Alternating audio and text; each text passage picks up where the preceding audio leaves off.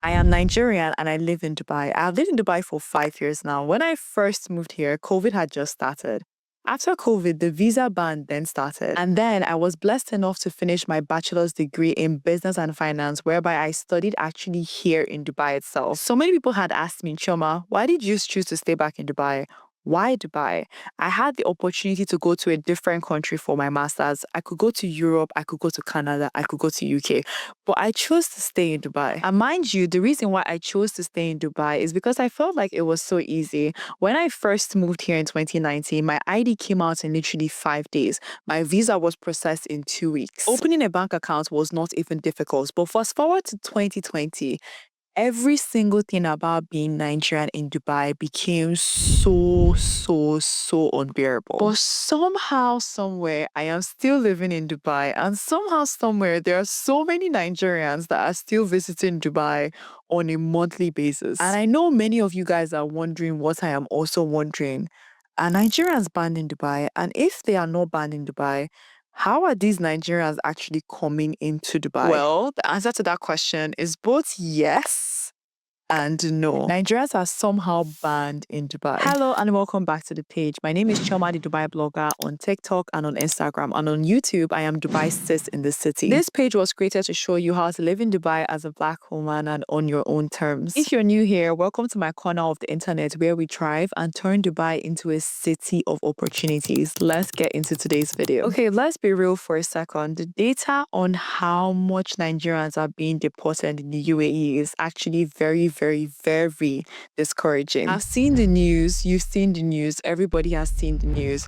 But the thing here is that we are not really actually understanding what the news is saying. I know it's frightening to see so many Nigerians being deported at once, but the question that we have to ask ourselves is, why are they actually being deported? From what I have seen so far, Nigerians are usually deported either because of one or two reasons. The first reason is either because they are staying illegally in Dubai, or they have committed or they are involved with someone who has committed some sort of crime. Now, going back to the second point, many of you guys don't understand this, but your association in Dubai is so important. It doesn't matter if you're a good person. It doesn't matter if you're honest. It doesn't matter if you're somebody that's trustworthy. The minute that you associate yourself with someone from your circle who is seen as untrustworthy or who is seen as somebody that does not have good intentions, the minute that that corrupts your reputation. And that is why I am so mindful of who I allow into my circle.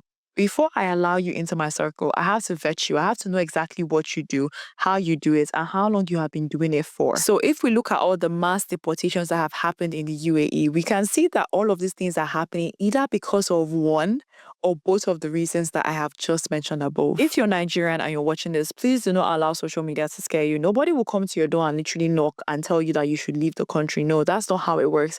I have interacted so many times with the Dubai police in different scenarios. I have interacted with them when I was a student at school.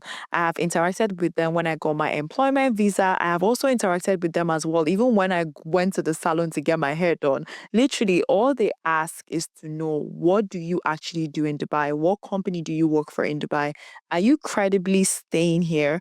If all of that is tick, I promise you, the police here is very chill. They will not disturb you, neither would they harass you. So this whole idea that somehow the police is just yakking people out of their houses is honestly not what is happening. As I mentioned before, I have been stopped by the police so many times and I have never felt intimidated. I have never felt scared. I have never felt ashamed even to talk about what I do and actually share with them who I am. So now that we have cleared the air of fear that has been circulating around, let's actually talk about the visa ban and what is happening and what that actually means for Nigerians in Dubai or Nigerians that want to come into Dubai. So yes, there is a visa ban on Nigerians in Dubai. Sadly, it is now more difficult for us to get a tourist visa, but that doesn't mean that it is impossible for you to come into Dubai as a whole. Lately, I have been seeing so many people relocating from Nigeria to Dubai. The amount of people that I have met alone from church is mind-blowing. And I know that the question that you guys have is, what are they doing? How are they doing this? How are they able to come in? Okay, let me tell you guys about all the visas that Nigerians still have some sort of grace to apply for. Okay, so these are all the list of visas. I'm just going to drop them here for you guys to see. We have the medical visa, we have the student visa, we have the golden visa. Mind you, there might be more visas aside from these three that I know, but all Nigerians that I have seen so far that have come into the UAE, they have all come in using one of these visa routes. Some of them might maybe come in with two of these visa routes, but honestly, I haven't met anybody yet.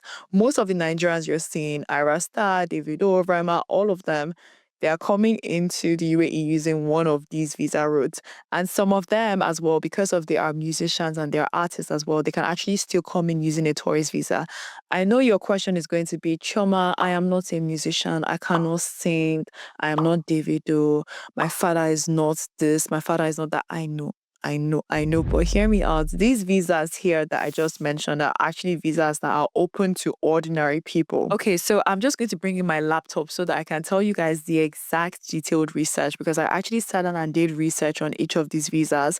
I'm going to tell you guys like a whole overview / background of what these visas are. If you guys have specific questions, drop them in the comments and I'll do my best to get back to each and every one of you. Okay, so let's look at the medical visa. The medical visa can be a bit pricey, and honestly, I feel like it's one of the most convenient visas to come into the UAE with. Like, it's so easy. It's kind of like easy to process. It's easy to get. Within like 1 to 2 months, your visa is ready. So this visa, it costs over $1,000, and that is because the idea here is that you're going to fly into Dubai to get your medicals done. I don't advise using this visa if you do not have medical reasons, because they will check. So you can't just basically use this visa as a tourist visa, like you just fly in, get your medical visa and then you don't go to hospital. No, that's not how it works.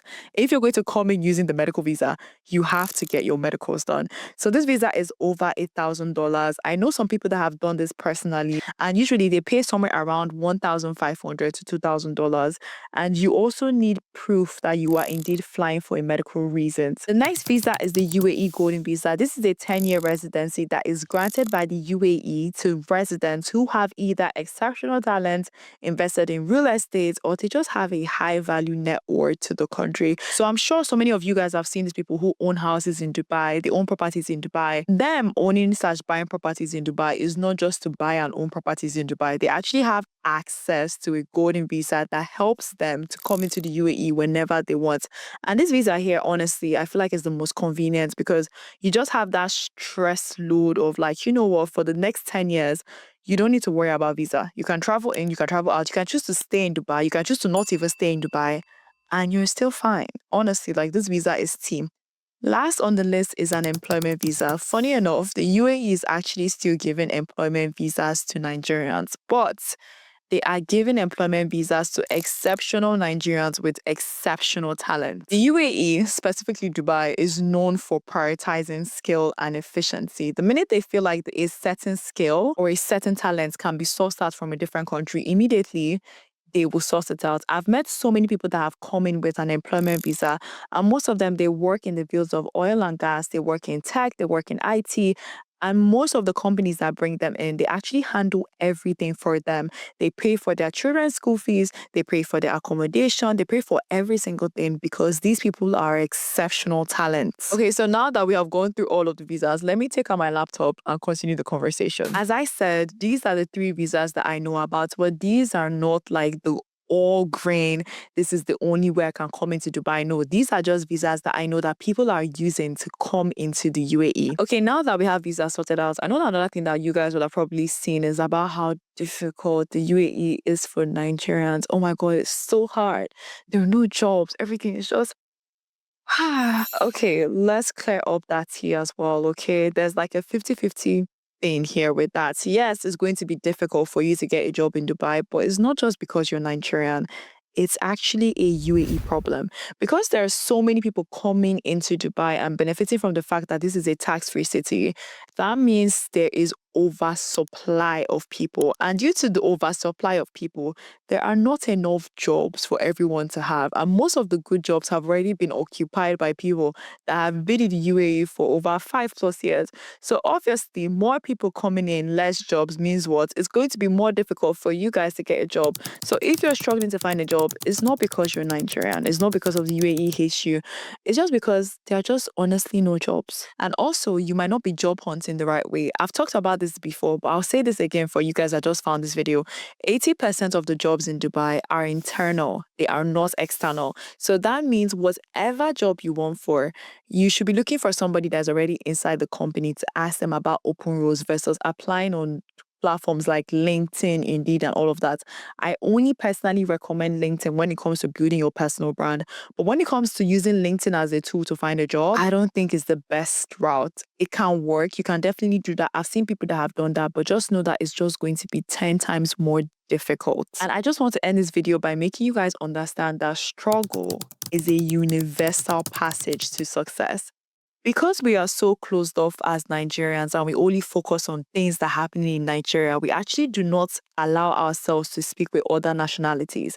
If you speak with somebody from Pakistan, somebody from Zimbabwe, somebody from Kenya, somebody from India, somebody from Malawi, if you speak to people from different fields of life, different nationalities, you actually understand that this issue that you're having, that I was having, are basically issues that are universal. They are not specific just to you. Sometimes we can be so caught up on all the things that are not happening for us and just all the bad news around that we forget that we are actually living in somebody else's answered prayer. I remember when I was complaining one time about how I was earning 7,000 dirhams and that was so low. And I was telling this to somebody that I had just met, and she was telling me how she has literally just made her first 500 dirhams from a job. So it's like you're out here complaining about the money that you're making. Meanwhile, somebody else is praying to be in your own position. You should always strive to want more. You should always strive to do more, but don't ever let that block you from actually thanking God from where you are right now. Because whatever situation you find yourself, I don't know who is watching this video. I don't know where you are right now, but just know that there's somebody else that is praying for your own situation. And that right there should be the reason why you are grateful. No country is easy. Nowhere is perfect. Nowhere is like the golden place. The only place that's perfect is heaven.